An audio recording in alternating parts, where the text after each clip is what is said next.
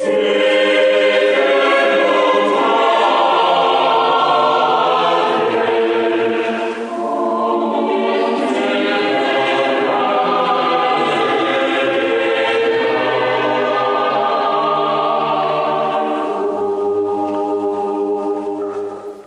I'm Peter Adamson, and you're listening to the History of Philosophy podcast, brought to you with the support of the Philosophy Department at King's College London and the LMU in Munich, online at historyofphilosophy.net. Today's episode will be an interview about Renaissance humanism with Jill Kraye, who is Emeritus Professor of the History of Renaissance Philosophy at the Warburg Institute in London. Hi, Jill. Hi, Peter. Thanks for coming back on the podcast. Good to be back. We're going to be talking about humanism, which is a term that actually wasn't used in the Renaissance, even though they did use similar phrases like studia humanitatis. And so I wanted to ask you, what have modern scholars meant by the word humanism? And are there any caveats we should be aware of? I mean, dangers, pitfalls in applying this word to the Renaissance?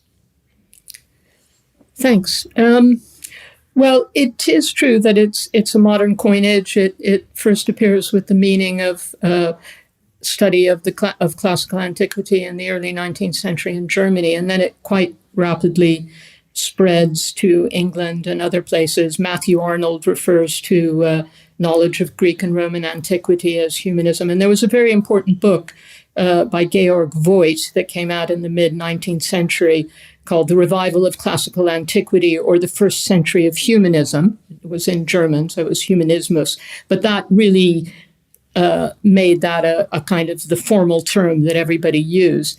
And I don't think this is such a problem that it's a modern coinage, because we use lots of modern coinages in philosophy. The pre-Socratics did not think of themselves as pre-Socratics. Plotinus didn't think of himself as a Neoplatonist. These are terms that were coined like humanism in the 19th century, but they've stood the test of time. They've proved useful. They seem to refer to an entity and a reality that fits the evidence. And therefore, I think it's fine to use it as that to describe people. The question of what they describe and the definition is more problematic. And apart from studia humanitatis that you mentioned, which is a term that the humanists got mainly from Cicero, it comes in a very important bit in his speech Pro Archia, which Petrarch himself, the father of humanism, discovered and kind of publicized. So that they didn't call themselves humanists, but they did call themselves people who were devoted to the studia humanitatis. And I think that's close enough. And also, there was a kind of, in Italy, a university slang where whatever you taught, they put ista at the end. So if you taught law, you were a legista. And if you taught the arts, which is philosophy and medicine, you were an artista. If you taught canon law, you were a canonista. If you taught the abacus, you were an abacista. And humanista was a term that came in the late 15th century for a person who taught the studia humanitatis. So there is some justification. Now, the question of what is the definition is very, very fraught, and there are a large number of definitions, and people don't agree with each other. But in the Anglo-Saxon or Anglo-American world, the most common and really the standard definition is one that was coined by Paul Oskar Christeller, who was probably the greatest scholar of humanism in the 20th century, a German emigre who taught in America in the last half of his life.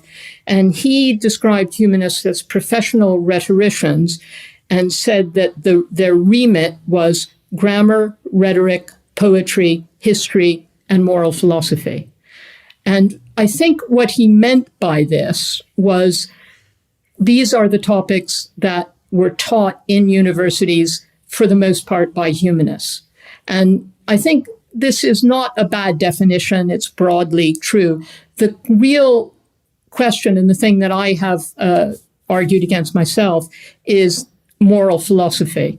I was just going to say, that seems like a rather arbitrary limitation. It is. And he wrote several articles where he put that formula, where he expounded that formula, which has been repeated endlessly by scholars. That the first article in which he wrote it has been called the single most important piece on humanism in the 20th century. So it's really influential. He put it in because he was arguing against Italian scholars who regarded humanism as the new philosophy of the Renaissance, as opposed to scholasticism, which was the old philosophy of the Middle Ages. And he wanted to say, no, this is not the equivalence. They're doing something completely different.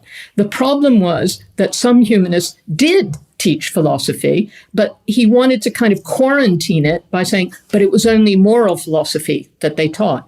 And there is a small amount of evidence, particularly from the first part of the 15th century, that largely that was the area. But very soon it ceased to be the case. And there's a very famous example in the 1490s, the greatest humanist, the most learned humanist of the 15th century, Angelo Poliziano, Politian, he's known in English to English classicists, was teaching the normal stuff. He was teaching poetry and history, but then he decided he wanted to teach philosophy. He was a friend of Pico della Mirandola, and that seems to have been Giovanni Pico was a philosopher and kind of pushed him in that direction.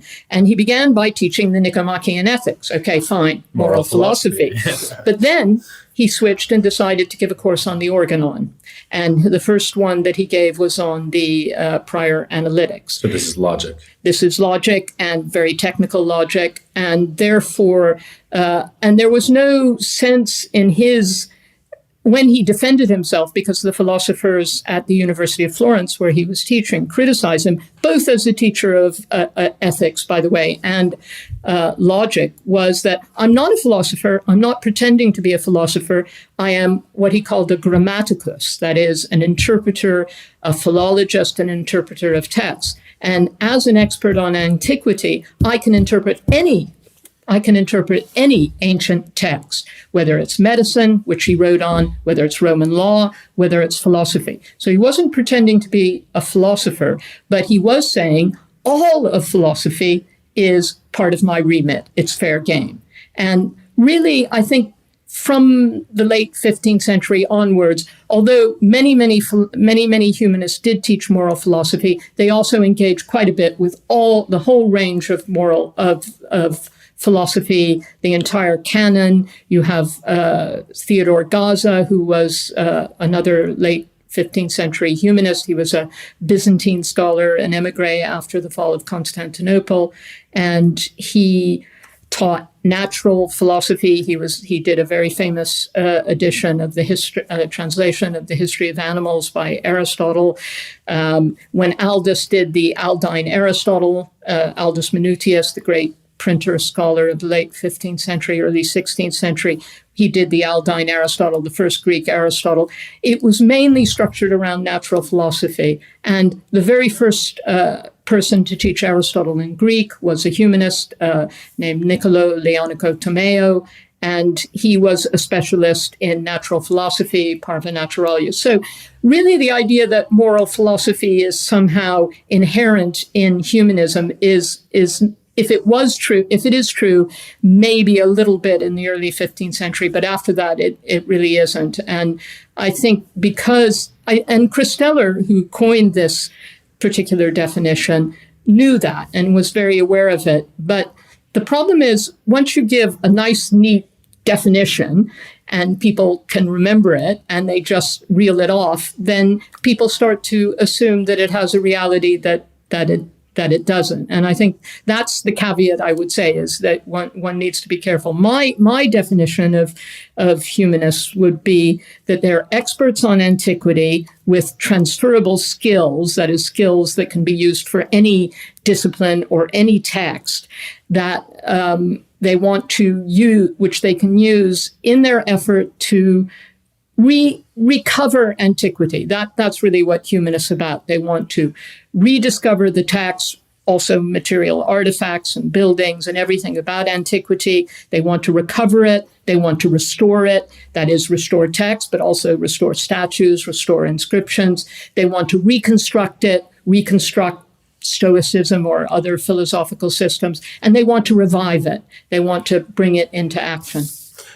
One of the things you mentioned along the way there is this contrast between humanism and scholasticism. And I suppose that a lot of people, when they think about humanism, they'll think of it primarily as a contrast to scholasticism. And again, I'm wondering whether we should be careful with that idea, because although we do think of the humanists as being very critical of the scholastics, often for their terrible Latin, for example, it also seems like there are points of contact, maybe shared interests between the scholastics and the humanists. So can you say something about that contrast?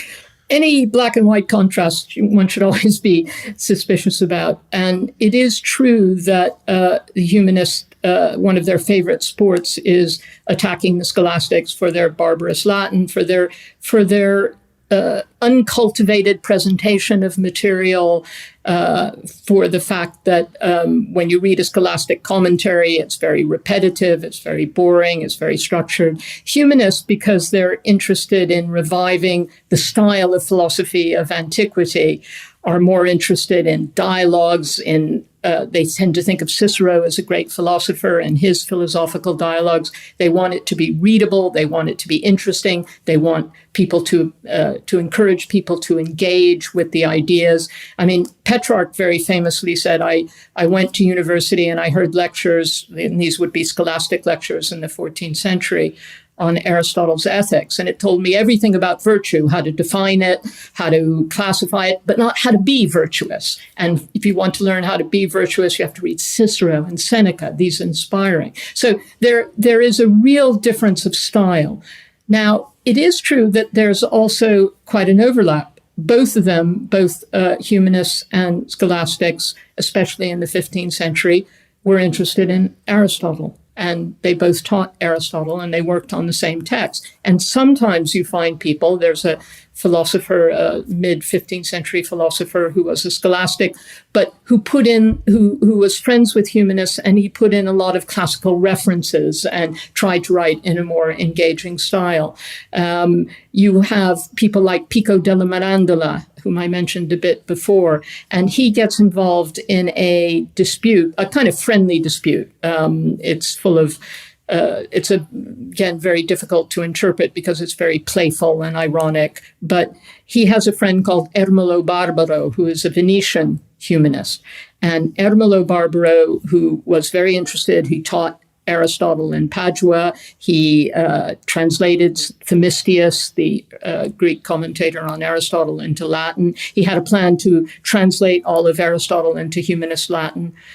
He wrote to Pico saying, "Why are you wasting your time on these scholastic philosophers? Nobody's interested in them. Okay, I admit they're smart and they're vigorous, but what gives you a reputation and why you are remembered to posterity is a good cultivated style." And Pico says, well, of course, I agree with you, and you make me feel bad that I've wasted the best years of my life studying these scholastics. I know how he feels. Yeah, but he was 22. And he said, but let me just try and make the case. And then he creates this character who is a slightly more cultivated scholastic who defends the scholastic mode. And the paradox of the letter and why it's so difficult to interpret is the scholastic actually writes exactly like a humanist. He uses rhetorical devices. He brings in classical texts. The whole idea of creating a character, prosopopeia, is a ancient rhetorical device. And he says, well, the thing about rhetoric and humanism is it's all about persuasion, and they can persuade you that black is white and white is black. That's what it is. It convinces people that whatever you want is the truth. Scholastics, they may not be able to write very well, but they're interested in investigating the truth. They want to find out what's true. And he makes a very interesting comparison between Lucretius, the Epicurean poet, and Duns Scotus. And he says, well, Epicurus, Lucretius wrote beautiful Latin poetry, it's very elegant, but it was full of these horrible things. The world is composed of atoms. The soul dies with the body. There is no provenance. Whereas Duns Scotus wrote very uncultivated, very barbaric Latin, but he told the truth. He said that there was divine providence, that the world was composed of matter and form. Which do you want to choose? And this correspondence goes back and forth. But So there is a stylistic difference, but there is somebody like Pico who understands what the scholastics are doing, and a lot of his work does have a kind of scholastic basis, but on the other hand is a great chum of Poliziano and uses his humanist elegance and his humanist knowledge to defend scholasticism. So the other thing I would say in the 16th century, humanist education, which develops in the 15th century, but really takes off in the 16th century, starts to really become very pervasive, and everybody starts to write better Latin. The humanists, that's another one of their success stories. So when you read the scholastics in the 16th century, although they still use questions and doubts and things like that, a scholastic format, they write much better Latin, they write more elegantly, a lot of them know Greek, they've learned Greek, which is another great humanist invention. They are aware of a much wider range of classical texts. So by the 16th century, I would say that the scholastics become humanized, and there is not so much difference between humanism and scholasticism, even though the humanists remain more interested in philological and historical and interpretive approach, say, to Aristotle, whereas the scholastics take a more formal and philosophical interest. And one classic example is the Jesuits, who are formed in the middle of the 16th century. And they take up in their educational program the entire humanist education, but in their philosophical ideas, they're Aristotelians, and in their theological ideas, they follow Thomas Aquinas. So you get a humanist base on which you build a kind of scholastic and Thomistic Aristotle. And the Coimbra commentators, which are a group of commentaries that were done in the late 16th, early 17th century in Coimbra in Portugal by Jesuits. And they're a real classic example of how these two traditions have blended together. They often have the Greek text, they have a good, accurate Latin translation, they have philological notes, but they also ask all the scholastic questions. So the two come together. One thing that puzzles me about this is where the humanists came from, actually, in the sense that if you think about what was happening still in the 14th century, it seemed like the way you would be educated into the ability to work on philosophical topics, and also even Latin, would be at the universities. But we think of humanism as something that happens outside the universities. And I'm wondering, therefore, what the intellectual formation was for the humanists, or what the institutional frameworks were within which they could be educated to become so proficient in Latin and even in Greek.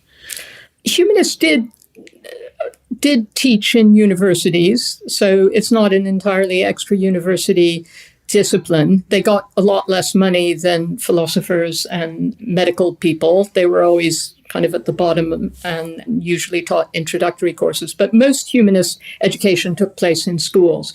And it's also a slight exaggeration to say that in the 14th century, people were not reading classical texts. They were reading classical texts, in some ways the same classical texts as in the 15th century, but they were reading them in a different way.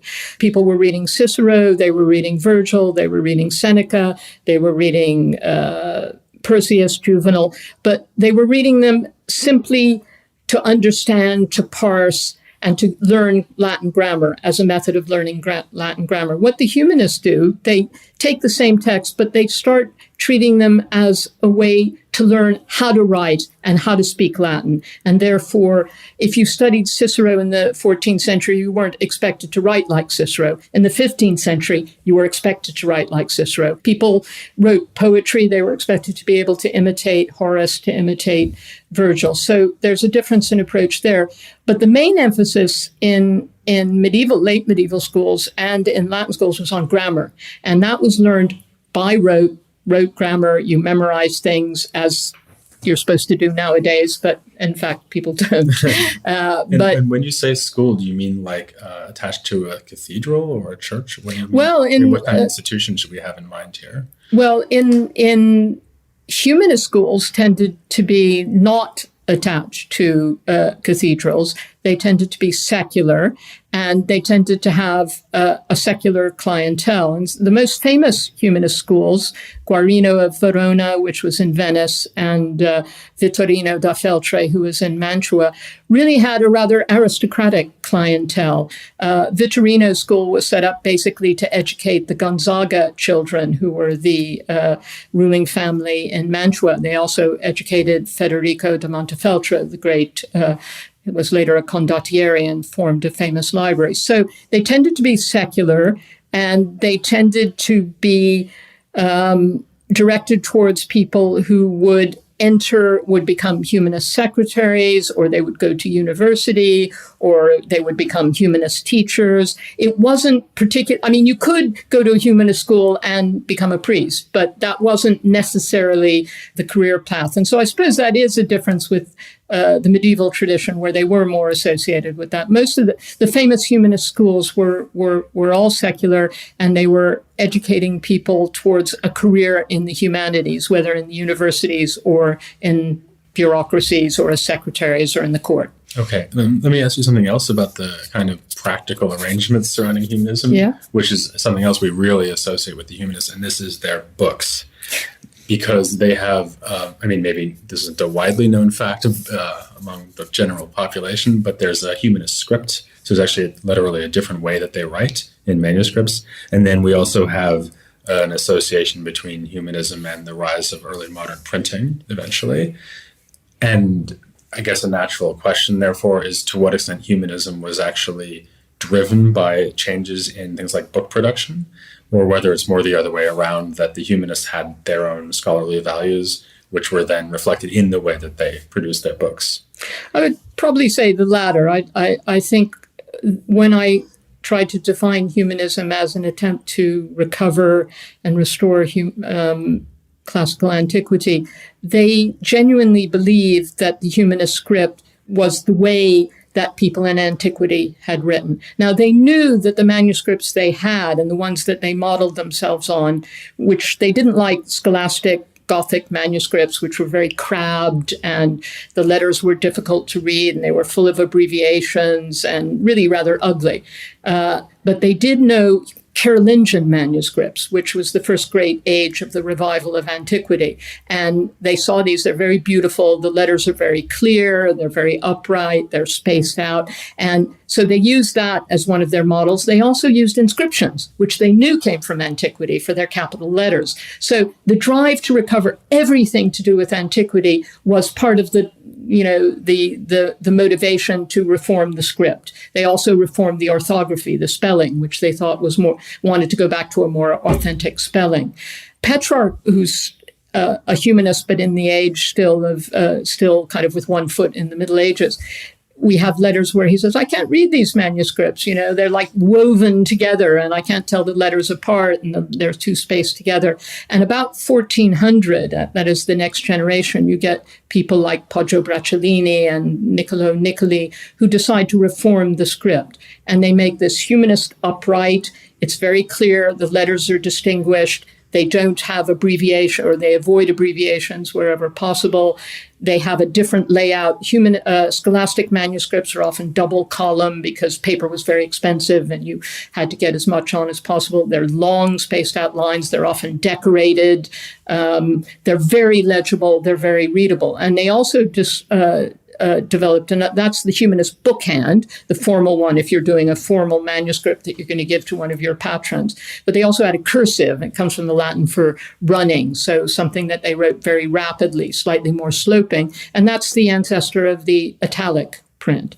And what happens is that when printing comes to Italy in the 1460s, so not very far after when Gutenberg invented it, a lot of the people who are involved in the editorial process are humanists, particularly humanists in the Curia, the papal Curia, the court of the Pope in Rome. And they get involved with the early printers, and they do a lot of the editions, because the printers, they're printers. They have technical capabilities, but they need somebody to actually provide a text. Now, in a way, this is very good, because what it does is it makes popular text widely available, accessible, readable, cheap. But of course, there's a downside, which is especially in that first period, the first 50 or even 100 years of print, the person who edited a text, a classical text, even if he were a humanist, probably used the first manuscript that came to hand, didn't necessarily collate it very widely, and then a lot of them actually made it worse by kind of very careless amending. Just, oh yeah, that looks like this, I'll change that. So they actually took a bad text and made it worse. And there's a famous story of a curial humanist who said that he thought printing was, and this was in the 1470s, a great boon until he had seen this edition done a few years earlier by another humanist and realized that what he'd done is taken a very corrupt text and made it hugely available. And he said, what we need is we need the Pope to appoint somebody to keep control of the text, someone like me, he was thinking, which of course didn't happen. And then the text that he was complaining about was a text of Pliny that had been done by a humanist. And then he did another one, the Complainer, in 1473, and it got the same sort of criticism. So it was a kind of humanist sport to criticize each other. So it was very good. It was very useful. It made text much more widely available. It didn't always make the best text available. And that was a problem, that you have a received text, but until really into the 16th century, often these texts are not really prepared in a very adequate way and can be very corrupt. Your definition of humanism that you've already given us a couple of times, it has to do with the recovery of antiquity. And one thing that's rather puzzling about that is that, of course, the humanists are Christians, and the antique thinkers that they're reviving here are almost always pagans. I mean, maybe you could think of Boethius or, of course, Augustine. So there are Christian authors that they may look to. But when they talk about Cicero, Virgil, Quintilian, as well as the philosophers that you've already mentioned, they're reviving the thought and work of pagans. How bothered are they by that? Well, humanism is a very broad church. Some people are very, very bothered, and some people aren't bothered at all. There are people who believe that pagan thought, pagan philosophy, although inferior to Christian philosophy, is basically compatible. So Petrarch gives an example of this. He says, in relation to moral philosophy, the pagans teach us about virtue, which is the right path, but they stop at the end of this world. And what Christianity does is take that path further. So they're not incompatible. There are other people who think that they're completely incompatible. Lorenzo Valla is one of them, and he, mid-15th century humanist, and he berates his fellow humanists for saying that the pagans can attain the same wisdom and virtue as the Christians. He says, what is that but to say that Christ lived for nothing, or he didn't live at all? Because if we can get to this wisdom and virtue with the pagans, why do we need Christ? So there's a very, very wide range of attitudes towards that. There is a term that gets bandied about called Christian humanism, which is problematic in all sorts of ways because it implies that there's a humanism that isn't Christian, which I don't think is really the case. But there is the general idea with Christian humanism is that in the 15th century with the Italians, it was mainly secular, and then it gets more and more Christianized in the 16th century, particularly with the Reformation, people like Erasmus, and they create a program of Christian renewal which is connected with the renewal of classical studies. I think that's not entirely untrue, but it's certainly not entirely true. 15th century humanists were very interested in Christian antiquity. They thought it was part of antiquity. And you say they didn't do that many Christian texts, but they were quite interested in the church fathers, not just Augustine, but Jerome, and Basil was a great favorite. And there was a text by Basil that Leonardo Bruni, an early 15th century humanist, one of the first texts that he translated is a letter by St. Basil, and it's called Letter to Young Men on the Utility of Studying Pagan Letters. And that was a kind of charter to say, here is the great St. Basil, one of the great church fathers, and he is explaining to you and telling you how you can make use of pagan learning. And what Basil said, permission. Yeah, exactly. And he says it's like the bees, and they go to flowers and they gather some pollen here, but they don't gather pollen there, and they use some for their honey and they discard the others. And the same thing with Marsilio Ficino, who's a late 15th century Platonist. For him, Augustine gives him permission, because Augustine said that the Platonists were the closest to Christianity. So the church fathers performed a very important mediating role. And you get people in the 16th century who will translate one of, again, Basil, who's a favorite of the humanists, his treatise. He does a homily on envy, and it's translated and published together with Plutarch's essay on envy from the Moralia. And they're put together because they think they're basically saying the same thing. As I said, there are people who disapprove of that. But I think, broadly speaking, Christian antiquity, when you're trying to revive antiquity, you're also trying to revive Christian antiquity. And the church fathers, they knew, had been, especially in the first 4 centuries, educated in the pagan classics, in the pagan literature and pagan philosophy. And therefore, if it was good enough for them, and there are exceptions. For instance, Tertullian is the famous, what does Athens have to do with Jerusalem? So if you don't think that they're compatible, you tend to like Tertullian. But if you do think they're compatible, you tend to like people like Jerome or Basil. So there's a whole range. But I think Christian antiquity was always part of the story. Lorenzo Valla wrote a book on amending the text of the Bible. And this was a text that he wrote, and it was later published by Erasmus and was an inspiration for Erasmus's own work on the Bible. Even humanists who, like Francesco Filelfo, who mainly worked on secular texts, he also translated works by Basil and church fathers. So I think Christian antiquity was always there. It probably became more important. There was more interest and more work in the 16th century, but it was always there. And what about this recovery of the actual language of antiquity? Did they think that Latin, maybe Latin and Greek, but especially Latin, because they're writing in Latin, did they think that it has some special status among languages? Is it the perfect language for some reason? No, I don't think they did. But what they did think is it was the language of antiquity, and antiquity had a special status. I see. And so Greek, it's nothing about Latin as no, such. I think if anything, that was probably a more medieval idea of Latin as the kind of perfect language that you could use in an abstract way.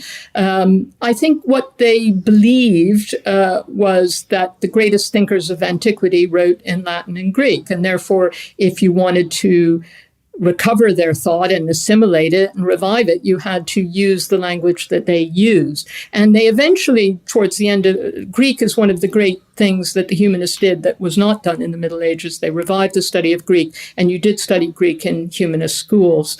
And they began to realize that, and this starts maybe with people like Poliziano in the late 15th century, that Latin literature was based on Greek literature. And therefore, if you wanted to understand Latin literature, and even to some extent Latin philosophy, you had to know the Greek behind it. So Greek became very important, although it was never as important as Latin, because although some humanists did write Greek, Poliziano wrote poetry in Greek, mostly Latin was the language of philosophy. But I think it was just that it was connected with the whole idea of antiquity, and therefore, if you wanted to revive antiquity, you had to do it in that language. In the later period, they continued to have a great reverence for Latin and Greek, but they obviously thought the most important language was Hebrew. So it could change, but it's a historical association, I would say. And the other thing about Latin, of course, is that they can talk to each other in Latin across cultural divides. So it's a universal language, which is something that Valla really points out and emphasizes. Valla was very keen on it. And not only that they could speak Latin, but they could speak the same Latin. Because he realized, and this is one of the bees in the humanist bonnet, that medieval Latin they regarded as a complete degeneration, as a very lowly form of Latin. It was barbaric. It barely counted as a language. And Valla said, in antiquity, when everybody spoke proper Latin, they could communicate with each other. When they don't speak proper Latin, that communication declines. But his idea was that when everybody speaks the same language, when in Hungary and in England and in Italy, they all speak, they can communicate, they can compete, you can have progress in the arts. It's very much an intellectual community rather than a social community, but it was very important. But later on, particularly in the 16th century, when the vernacular becomes much more important, what you find is that, and perhaps even more so in the 17th century, that when people are writing to their fellow countrymen, they write in French or English or Italian. But when they want an international audience, they write in Latin. So you start getting a dual system. And even a great scholar like Joseph Scaliger at the end of the 16th, 17th, beginning of the 17th century, when he's writing to Frenchmen, he writes in French and even writes in dialect, even writes in the dialect that he uses from his family. But anything that is meant for an international audience is in Latin. So that's the distinction that develops later on. And would you see that as one of the main kind of legacies of humanism for the 17th century, or in general? I mean, what is the importance of humanism as we move past what anyone would consider to be the Renaissance and into the 17th century? Well, there is a phenomenon that people call late humanism. And like humanism, it's a problematic term because nobody went around saying, I'm a late humanist. They tended to see themselves in terms of their own particular disciplines. But late humanism is really just humanism, but in a slightly more advanced, more critical, more technical. The more they learn about antiquity, the more they can apply it. So you get people like Joseph Scaliger applying humanist techniques to the study of chronology, to the study of astronomy. You get people finding out a lot of texts, which in the earlier phase of humanism were thought to be genuine. They now have better critical tools like Hermes Trismegistus, which Isaac Casaubon was able to show was a fake. They have better linguistic skills, particularly in Greek. So they develop their critical faculties. They become even more historically oriented, and they get involved in more technical disciplines. And you can, and it has been questioned, is there such a phenomenon as late humanism?